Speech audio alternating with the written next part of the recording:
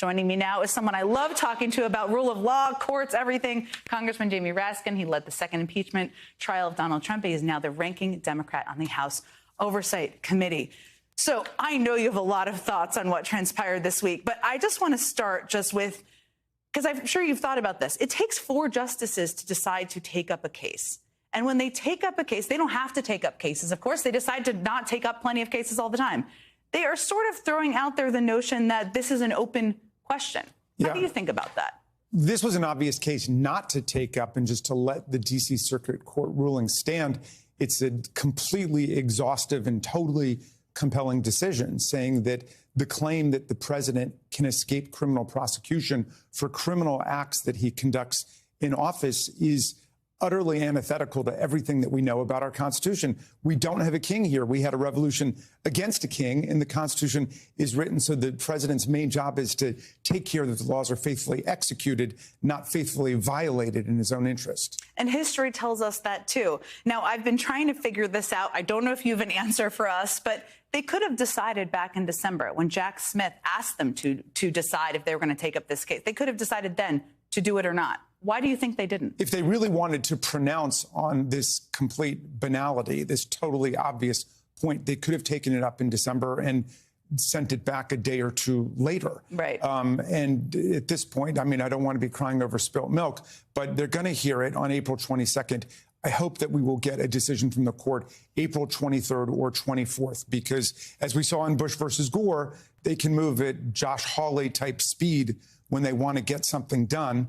And in Bush versus Gore, I think that they rendered their opinion the day after oral argument, and that's what America should expect here. Now, there's one theory here that the reason it's been so delayed is that there is a dissent, that someone thinks that presidents are immune, or more than one person.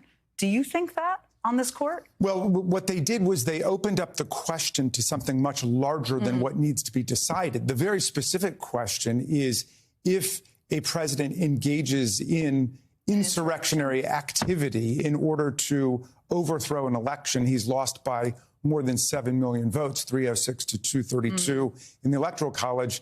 Is he immune from criminal prosecution for criminal acts undertaken in pursuit of that plan? Well, that's a very specific and clean question. And this court has always insisted that it's a minimalist court. It wants to look at the most specific question. But here they opened it up to the far broader question of if the president engages in some actions that lead to criminal prosecution, is he subject to them depending on the definition of what's an official act and what's not? Now, these justices know what their powers are, right? They know the court schedule. They have the same calendar. Do you look at this court and think some of these justices may want to delay these trials?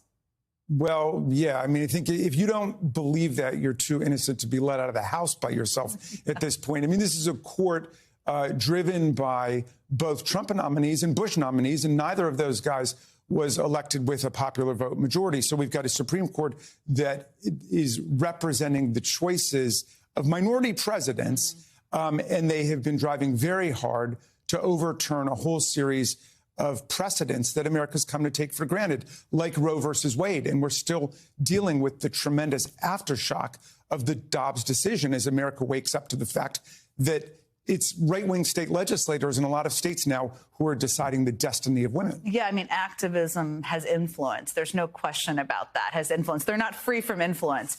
So I want to repeat this because I think it's so important. I'll talk about this later in the show, too. The Department of Justice 60-day rule does not prevent a trial from moving forward in September and October because he's already been indicted.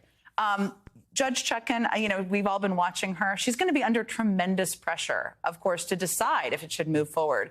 One, would you be comfortable with the trial moving forward in September and October if we get there? It is close to the election. And what do you think she will do? Look, I think that the rule of law should proceed.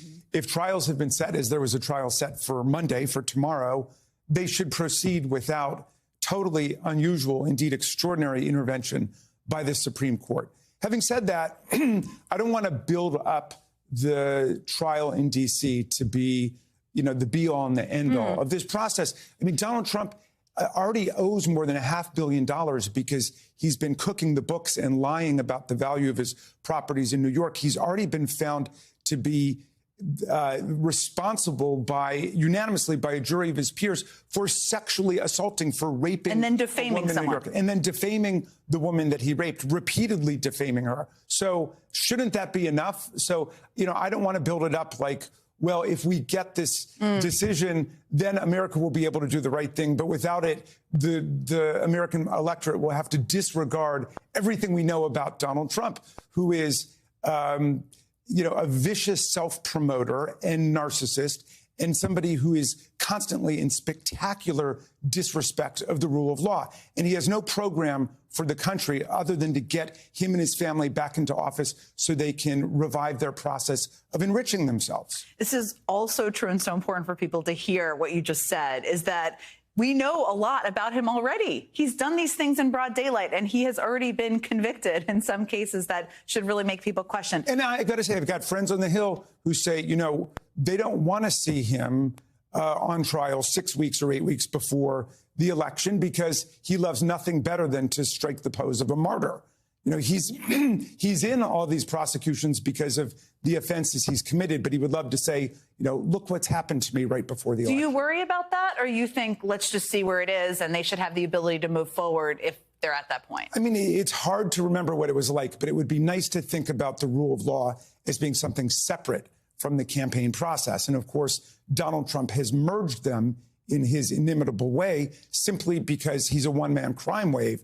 And there's so many crimes and so many civil torts and wrongful actions out there that his past is coming back to haunt him. Yeah, no question. I mean, part of Trump's desire to delay here, as you and I have talked about many times, is that he wants to get into office so he can end the trials or end the legal challenges against him by using any means possible. Do you worry that if these trials are delayed to the point where he gets into office, it will incentivize him to stay in office even longer? Oh, sure. I mean, public office for him is just a get out of jail free card and bankruptcy protection. I mean, it's all about what's going to benefit him. Yeah. So personally, to avoid jail, to avoid paying money, he could avoid that. I do want to turn to another topic here. There's plenty going on. You must be very tired because you have been doing a lot. But your colleagues on the Oversight Committee, the ones I'm talking about, they brought in Hunter Biden this week for a closed-door deposition after he said he would do it publicly. Now they want him to come back and do it publicly. It's all completely ludicrous. But this is just a week after we found out that their key witness has been receiving information from Russian sources. Well, Alexander Smirnov started the whole thing. Yes. With this so-called 1023 form. And so he said that Hunter and Joe Biden got $10 million between them from Burisma in Ukraine. Now, David Weiss, who's the U.S. attorney appointed by Donald Trump in Delaware, who's now the special counsel in the Hunter Biden case, he is prosecuting and has indicted Smirnov for lying to the FBI and constructing a false documentary record.